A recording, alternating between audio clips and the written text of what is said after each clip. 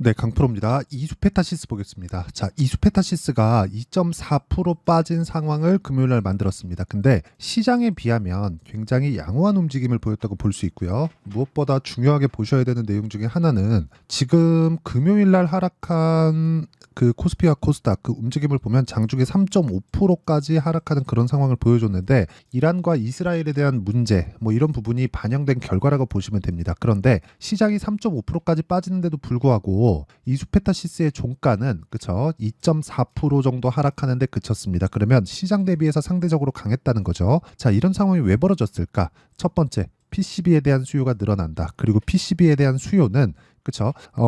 유리기판으로 지금 연결될 수 있는 그런 상황이 만들어져 있습니다. 왜 유리기판으로 연결될까? 유리기판은 비쌉니다. 기본적으로 일반적인 PCB, 지금 방식에 비해서 훨씬 더 비싸요. 그런데 없던 기술이 아니라 지금은 돈을 생각하지 않고 AI 서버를 증설하고 있는 그런 단계에 있습니다. 첫 번째, 누가 먼저 그 AI 시대에 주도권을 쥘까? 그 내용 때문에 그렇습니다. 근데 이수페타시스의 고객사를 보면요. 어떻게 되냐면 이수페타시스는 지금 삼성전기와 비슷한 일을 하죠. 그런데 이수페타시스는 네트워크 장비 그리고 서버 스토리지 이쪽 부품을 납품을 합니다. 근데 서버 스토리지에 대한 부분이 지금 진행하고 있는 AI 데이터 센터 이쪽이라고 보시면 됩니다. 실제 엔비디아를 고객사로 두고 있고요. 그리고 서버 스토리지 관련된 내용이 있기 때문에 뭐 구글, 마이크로소프트, 인텔과 같은 이쪽에 대한 고객사를 확보하고 있습니다. 그러니까 PCB 관련해서는 전통적인 강호라고 보시면 돼요.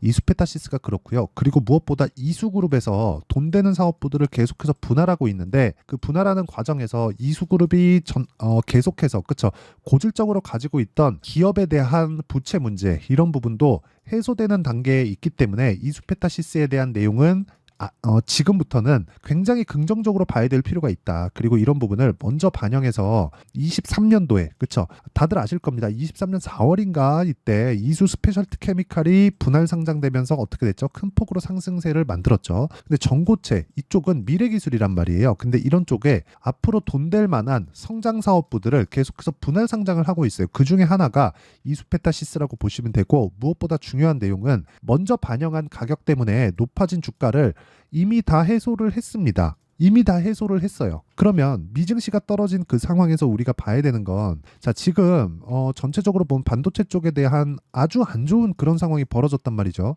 예를 들어서 엔비디아는 10% 정도 떨어졌고요.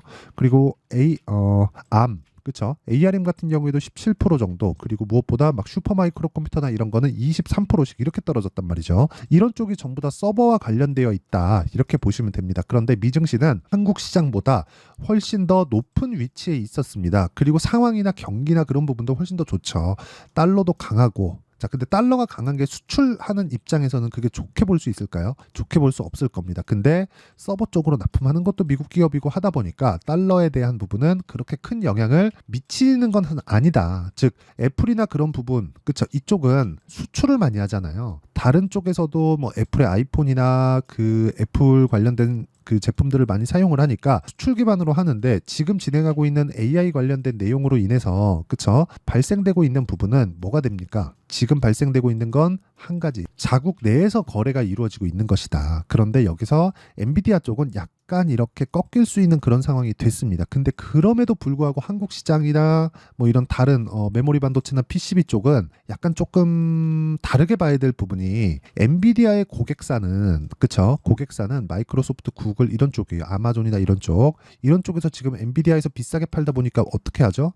내가 자체적으로 만들어 쓸 수도 있다. 너네 너무 비싸게 받아. 이렇게 지금 압박을 주고 있어요. 그래서 엔비디아의 목적은 소프트 랜딩, 완만하게 안착시키는 거예요. 그러면 시장 파이는 커지고 엔비디아도 시장 점유율이 줄어들 걸 알고 있습니다. 알고 있어서 목적 자체가 소프트 랜딩에 있다. 그런데 이렇게 점유율이 줄 걸 알고 있으면서도 지금 현재 소프트 랜딩을 할 수 있다. 그러니까 완만한 착륙을 할 수 있다고 하는 게 시장 파이가 커져서예요. 그러면 여기서 고객사들 있죠. 마이크로소프트나 구글 이런 쪽에서 메모리 반도체 또는 PCB까지 건드릴까? 이쪽은 사실상 첨단 산업이죠. 첨단 산업인데 비메모리에 비해서는 첨단 산업이라고는 볼 수 없습니다. 그렇기 때문에 이수페타시스나 이런 쪽에 대한 수요는 계속해서 그렇죠. PCB나 이런 쪽의 수요는 계속해서 늘어날 수밖에 없는 구조를 갖춰 있다고 보시면 되고 이 갖추어진 상황에서 유리기판이나 이런 쪽으로의 발전도 있을 수밖에 없는 게 효율을 높여야 되기 때문에 그렇습니다. 이게 답이에요. 근데 이런 부분을 먼저 반영하고 있는 것이다. 그런데 23년도에 너무 많이 올랐기 때문에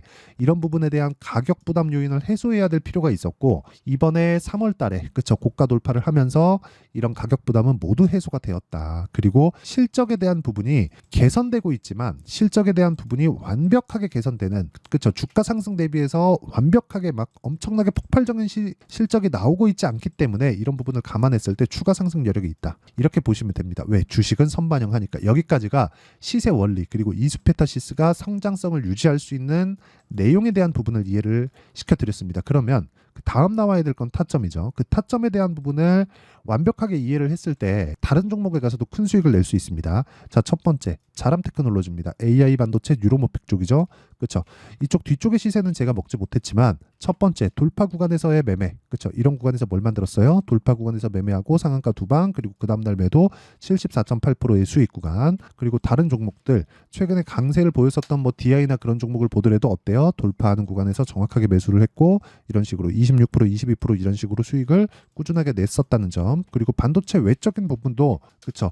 계속해서 돌파 구간에 공략한 결과 매수, 매도, 매수, 매도 이런 식으로 지속적으로 매매가 가능하고 이번에도 반등을 확인하고 나서 매수한 결과 금요일 날 급락하는데도 불구하고 여기 2.7%의 상승세를 만들어냈다는 점. 그리고 그 전에도 뭐 13%, 18% 이런 식으로 수익을 내는 구조에는 철저하게 돌파 구간에 매매하는 그런 부분이 있었다. 그리고 이 내용에 대한 부분을 제가 모든 분들이 다 파악할 수 있게 소통방에서 10억 만들기 프로젝트로 진행하고 있습니다. 자, 금요일 날 내용을 보면 4월 19일 시장가 매수 2구 산업 그쵸? 여기 8시 49분에 진행된 내용이 있고요. 장 시작 전에 공개할 수 있는 건 이런 매매를 하기 때문에 그렇습니다. 돌파하는 구간. 이게 아니면 그쵸? 이런 식으로 장 시작 전에 공개를 못하죠. 뭐 다른 종목을 보더라도 아까 전에 보셨다시피 마찬가지입니다. 그리고 이럼으로 인해서 나올 수 있는 결과는 이 정도의 수익을 낼 수 있다. 대략 한 석 달 반 정도 기간 동안 600% 그리고 이런 내용에 대한 부분을 제가 여기 소통방에서 모두 공유를 하고 있으니까 구독과 좋아요 그렇죠 구독과 좋아요 부탁드리고요 상단에 있는 전화번호로 구독이나 뭐 10억 그쵸 10억 만들기 프로젝트를 진행하고 있으니까 10억이라고 문자 보내주시면 제가 소통방 입장 링크를 순차적으로 공유를 해드리도록 하겠습니다. 그러면 이 내용을 토대로 우리가 알아야 되는 내용은 뭘까요? 이수페타시스의 타점을 어떻게 잡아야 될까? 그건데 이수페타시스에 대한 타점은 이제 반등 확인만 되면 끝입니다. 근데 상대적으로 시장 대비해서 강했어요. 그럼 미증시가 약세를 보이고 있는 이런 상황에서 그쵸? 우리가 어떻게 해야 될까요? 미증시는 지금 뭐 금리를 또 올릴 수도 있겠는데 이런 내용까지 나오고 있습니다. 근데 그렇다는 건 경기가 그만큼 강하다는 거예요. 대량 해고에도 그 해고에 대한 인원들을 모두 흡수할 수 있을 정도의 고용이 계속해서 창출되고 있고 그렇다 보니까 물가가 천천히 낮아집니다. 그러니까 5%라는 막대한 금리, 5.5%죠 정확하게 5.5%에 대한 그 엄청나게 높은 금리를 미국 경기가 버티고 있다는 거예요. 그러면 이 버티고 있다는 상황을 나쁘게 볼 필요가 없다는 겁니다. 그렇기 때문에 우리는 조정 구간에 매수할 수 있는 가격대, 타점 이런 부분이 필요하다. 그런데 주도주는 지속적으로 바뀌어 가니까 전체적인 내용에 대한 부분을 여기 소통방에서 진행하고 있다는 거고 소통방은 구독과 좋아요 누르면 입장이 가능하고요. 상단에 있는 전화번호로 이라고 문자 보내주시거나 뭐 10억이라고 문자 보내주셔서 구독자 인증만 해주시면 제가 소통방 입장 링크를 모두 공유를 해드리도록 하겠습니다. 그러면 이런 식의 상황을 어떻게 원리를 알아서 내가 매매를 할까? 그리고 최근에 시장이 너무 어렵고 이수페타시스도 많이 빠졌다가 올라온 상황이기 때문에 그쵸?